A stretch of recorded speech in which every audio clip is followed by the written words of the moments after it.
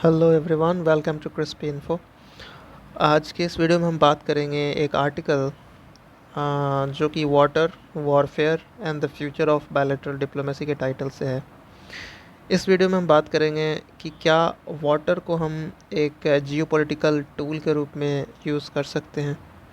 Water या कोई भी नेचुरल रिसोर्सेज, क्या उसका यूज़ हम जियोपॉलिटिकल डायमेंशन में कर सकते हैं। बिकॉज़ रिसेंटली हमने देखा कि जो इंडस वाटर ट्रीटी हुआ था इंडिया एंड पाकिस्तान के बीच, वो यहाँ पे सस्पेंड कर दिया गया है। खासकर जब पहलगाम टेररिस्ट अटैक हुआ उसके बाद पूरी तरह से ये अभी भी बंद है।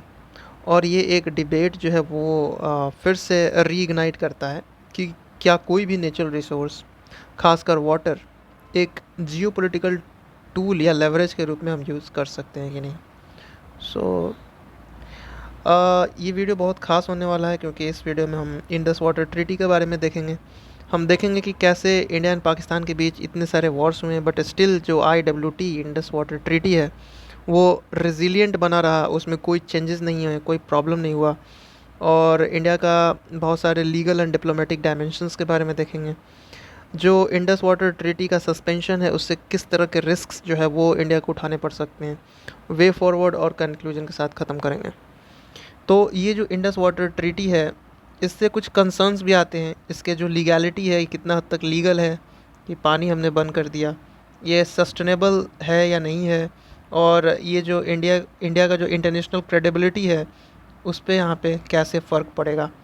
So without wasting the time, let's start from the background.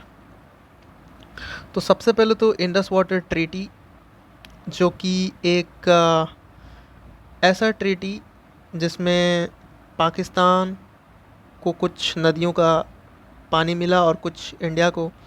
तो ये जो पार्टीशन हुआ सबसे पहले 1947 में, इसके बाद जो पाकिस्तान है वो बहुत ज़्यादा हाईली डिपेंडेंट हो गया वाटर के लिए। खासकर जो इंदस बेसिन के जो नदियां हैं जैसे इंदस, झेलम, चेनाब, रावी, व्यास और सतलज, तो ये सारे जो नदियां हैं उनका पानी किस तरह से डिवाइड होगा उसके ऊपर। और ख़ासकर मोस्ट ऑफ द नदी जो है वो यहाँ पे इंडिया से ओरिजिनेट होता है, इंडिया से उत्पन्न होती है। सो 1948 में एक सस्पेंशन हुआ था वाटर फ्लो, जो भी पानी बहता था इंडिया से पाकिस्तान होके, उसका यहाँ पे थोड़े देर के लिए यहाँ पे रुका था। और उसके वजह से रीजनल क्राइसिस आ गया था, एक पाकिस्तान में रीजनल क्राइसिस आ चुका था। लेकिन उस रीजनल क्राइसिस को सॉल्व करने के लिए world bank as a mediator बना और एक एग्रीमेंट जो है वो साइन हुआ इंडिया एंड पाकिस्तान के बीच, जिसको हम आज इंडस वाटर ट्रीटी के नाम से जानते हैं। सो इंडस वाटर ट्रीटी ने यहाँ पे जो भी ईस्टर्न रिवर्स थे, जो पूर्व में बहने वाली नदियाँ हैं जैसे कि रावी, व्यास, सतलज, ये यहाँ पे इंडिया को दे दिया गया। और जो वेस्टर्न रिवर्स हैं जैसे इंदस, झेलम, चेनाब, ये यहाँ पे पाकिस्तान को मिल गया। ठीक है। और लेकिन इंडिया को कुछ और राइट्स मिले। तो जो भी यहाँ पे वेस्टर्न रिवर्स थे जैसे इंडस, झेलम एंड चेनाब, जो कि पाकिस्तान में पाकिस्तान को मिला जो पानी, वो उसमें इंडिया को भी मिला कुछ राइट्स। जैसे आप इसका यूज़ नन कंजम्पशन के रूप में कर सकते हैं। नन कंजम्पटिव यूज़ मतलब कि आप हाइड्रो पावर जनरेट कर सकते हैं। और उसमें भी एक शर्त रखा गया कि उसमें कुछ ऑपरेशनल कंडीशंस हैं वो इंडिया फॉलो करेगा, और तब जाके आप जो है इसका यूज़ हाइड्रो पावर प्रोजेक्ट के लिए भी कर सकते हैं। मतलब आप इंडस, झेलम, चेनाब नदियों का पानी इंडिया कर सकता है फॉर जनरेटिंग हाइड्रो पावर। सो आगे बढ़ते हैं, ये रेजिलियंस कैसे रहा, क्योंकि ये जो ड्यूरेबिलिटी है इस ट्रीटी का वो बहुत ही शानदार रहा। और बहुत सारे कन्फ्लिक्ट्स हुए। सो डिस्पाइट कन्फ्लिक्ट्स इसने सरवाइव किया। 3 लड़ाई, 1965, 1971, 1999 में इंडिया एंड पाकिस्तान के बीच जो लड़ाई हुई, उसमें भी ये रेजिलिएंट बना रहा, इसमें कोई प्रॉब्लम नहीं हुई। बहुत सारे डिप्लोमेटिक ब्रेकडाउन्स हुए, बहुत सारे यहाँ पे बॉर्डर के बीच, बॉर्डर पे स्कर्मिशेस हुए, लड़ाई हुए, बट स्टिल इसने ड्यूरेबिलिटी दिखाया। और ये जो ड्यूरेबिलिटी है इसका सबसे ज़्यादा क्रेडिट जाता है इसके टेक्निकल नेचर को, और इसका जो इंस्टीट्यूशनल मैकेनिज़्म इस तरह से बना हुआ है इसके वजह से। क्योंकि इंडस वाटर ट्रीटी को अगर हम ध्यान से देखें तो उसमें जो प्रोविज़न्स है वो, उसमें एक सबसे पहला प्रोविज़न है कि परमानेंट इंडस कमीशन बनाया जाएगा। और जो भी डिस्प्यूट रेजोल्यूशन होगा, जो भी प्रॉब्लम हो रहा है उसको अगर रिजॉल्व करना है तो वो एक बायलैटरल कंसल्टेशन से होगा। मतलब दोनों पक्ष मिल के बात करेंगे और उसमें एक न्यूट्रल एक्सपर्ट्स भी आ सकते हैं, जैसे कि हमने देखा कि वर्ल्ड बैंक ने इसको मेडिएट किया, और फिर एक कोर्ट ऑफ आर्बिट्रेशन का भी यहाँ पे प्रोविज़न है। अब आगे बढ़ते हैं, हम देखेंगे कि इंडिया का जो हाइड्रो पावर प्रोजेक्ट है वो किस तरह से यहाँ पे टेंशन्स बढ़ते गया, और इंडिया का जो हाइड्रो पावर प्रोजेक्ट्स है वो किस तरह से यहाँ पे चालू हुआ। तो इसमें सबसे बड़ा जो स्ट्रैटेजिक शिफ्ट है वो टेररिस्ट अटैक्स के बाद हुआ, क्योंकि हमने देखा कि उड़ी में जो अटैक हुआ था 2016 में, उसके बाद पुलवामा में हुआ 2019, तो उसके बाद से ही जो इंडस वाटर ट्रीटी है उसको रिवाइज़ करने के लिए जो है वो यहाँ पे बहुत सारे सजेशंस आने लगे और ये इंटेंसिफाई हो गया इशू। और इंडिया ने देखा कि ये जो वाटर है, नदी का पानी, वो हम as a potential strategic leverage के रूप में यूज़ कर सकते हैं। खासकर पाकिस्तान जब स्टेट स्पॉन्सर्ड टेररिज्म प्रमोट कर रहा है अपने रीजन में और उससे इंडिया को नुकसान हो रहा है, तो we can use water as a potential strategic leverage. लेकिन कुछ विवादास्पद प्रोजेक्ट भी हैं, जैसे कि किशन गंगा झेलम नदी के ऊपर, रैटले जो कि चेनाब नदी के ऊपर है, और ये दोनों हाइड्रो इलेक्ट्रिक पावर प्रोजेक्ट्स हैं और ये फ्लैश पॉइंट बना इंडिया एंड पाकिस्तान के बीच टेंशन्स का। और पाकिस्तान ने बोला कि ये इंडिया जो है वो वायलेशन कर रहा है ट्रीटी का।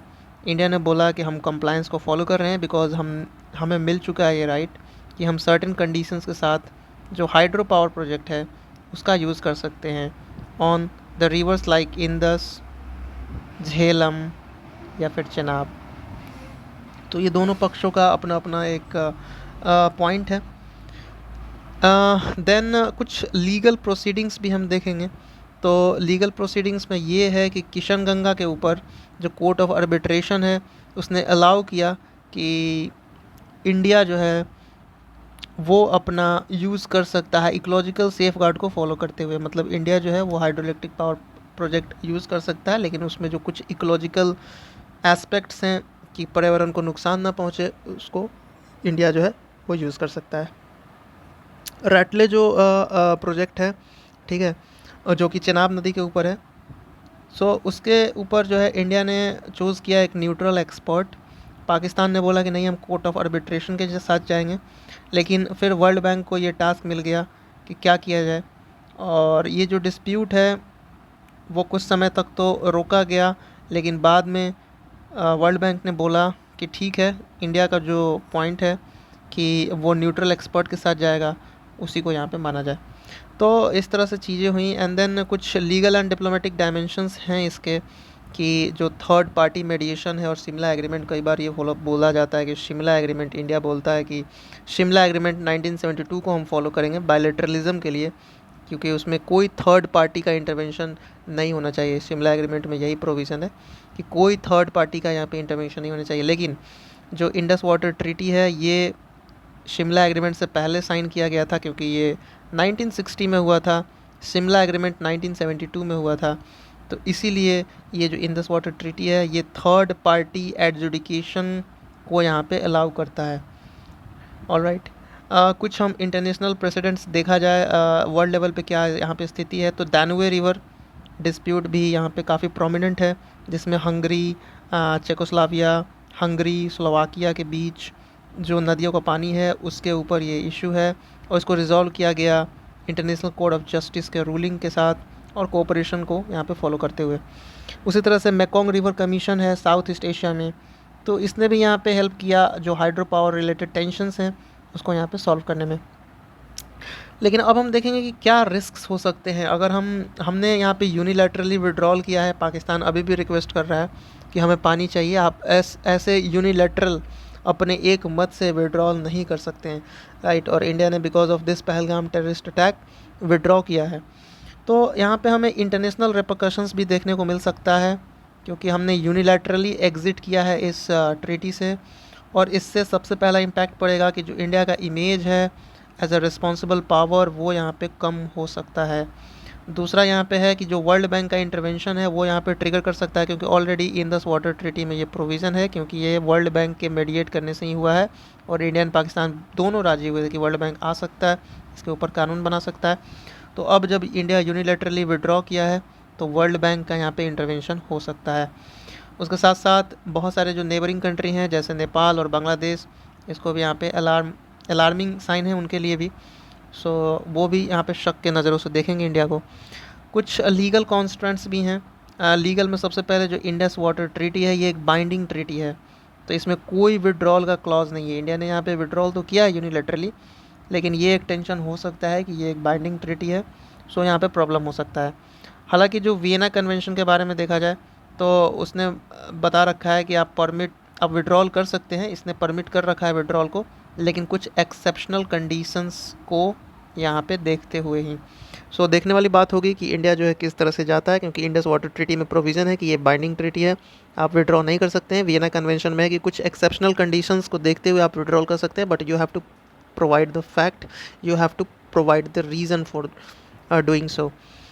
अगर हम इथिकल कंसिडरेशंस के बारे में बात करें, क्योंकि ह्यूमैनिटी पर्सपेक्टिव से अगर हम देखें तो वाटर जो है एक ह्यूमन राइट है, ठीक है, और इसको हम वेपन के रूप में यूज़ नहीं कर सकते हैं, क्योंकि यहाँ पे बहुत सारे जो लोग हैं वो प्रभावित हो सकते हैं, और ख़ासकर जो पाकिस्तान के जो डाउन स्ट्रीम कम्युनिटीज़ हैं वो यहाँ पे प्रॉब्लम में आ सकते हैं। तो एक ह्यूमैनिटेरियन क्राइसिस भी हो सकता है पाकिस्तान में। सो फ्रॉम ह्यूमैनिटी पर्सपेक्टिव ये बिल्कुल गलत है। अगर हम वे फॉरवर्ड करें तो वे फॉरवर्ड में हम देख सकते हैं कि इंडिया जो है क्या कर सकता है, वो लीगल फ्रेमवर्क को फॉलो करते हुए अपने जो यूजेस हैं उसको मैक्सिमाइज़ कर सकता है इंडस वाटर ट्रीटी को में जो प्रोविज़न्स है उसको देखते हुए। और दूसरा है कि जो हाइड्रो पावर प्रोजेक्ट्स हैं, ठीक है, उसके ऊपर हमारा जो भी लेजिटिमेट राइट है लीगल तौर पे, तो वो हम फॉलो कर सकते हैं along with following some parameters. और दूसरा है कि जो कोऑपरेशन एंड कोऑर्डिनेशन का जो हमारा मोटो है उसको हम प्रमोट कर सकते हैं, उसको हम प्रिजर्व कर सकते हैं, क्योंकि ये जो इंडस वाटर ट्रीटी है ये एक बहुत ही रेयर मॉडल है कोऑपरेशन का, क्योंकि दुनिया में ऐसा कोई एग्रीमेंट नहीं है कि दो देशों के बीच लड़ाई है बट स्टिल वाटर के ऊपर इतने कोऑपरेशन और इतने शांति के साथ जो डिवीज़न ऑफ वाटर है तो ये हुआ है। तो एक रेयर मॉडल ऑफ कोऑपरेशन जो है दिखाता है दो ओपोनेंट्स के बीच। और अगर हम विड्रॉ करते हैं इस तरह से यूनिलेटरली, तो ये जो हमारा डिप्लोमेटिक गेन है, ये जो हम जाने जाते हैं कि इस तरह से कॉन्फ्लिक्ट्स जो है वो बढ़ सकता है, तो ये ख़त्म हो जाएगा। हमारा इमेज जो है वो यहाँ पे डेंजर हो सकता है, और एक प्रेसिडेंट भी जो है वो जो एग्ज़ाम्पल है वो जो सेट करेगा वो हमारे हक़ में नहीं होगा। सो इसके कंक्लूज़न के रूप में हम यही देख सकते हैं कि जो स्ट्रैटेजिक कंसिडरेशंस हैं वो तो वैलिड हैं ही, लेकिन इंडस वाटर ट्रीटी एक ऐसे प्रिंसिपल्स को हाईलाइट करता है जो यहाँ पे दिखाता है कि जो हम रिसोर्सेज शेयर कर सकते हैं वो एक रिस्पॉन्सिबिलिटी के साथ होता है। हमें ज़िम्मेदारी के साथ किसी भी तरह के रिसोर्सेज शेयर करना चाहिए, और ख़ासकर इस तरह के वोलेटाइल रीजन में इंडिया का जो स्ट्रेंथ है, इंडिया का जो मजबूती है, वो वहीं झलकता है कि हम एक मोरल और लीगल लीडरशिप के रूप में उभरें, और हम कोऑपरेशन को चुनें, शांति को चुनें, किसी तरह का फोर्स और यूनिलैटरल एग्जिट ना करें, क्योंकि इसी में हम एक प्रेसिडेंट सेट कर सकते हैं पूरे रीजन के लिए। और water as a resource is very useful from the humanity perspective. So definitely ये यहाँ पे हमारे लिए एज ए रिस्पॉन्सिबल कंट्री यही सही रहेगा कि हम इसको कोऑपरेशन के साथ सॉल्व करें, ना कि यहाँ पे कोर्शन करें। So thanks for watching this video.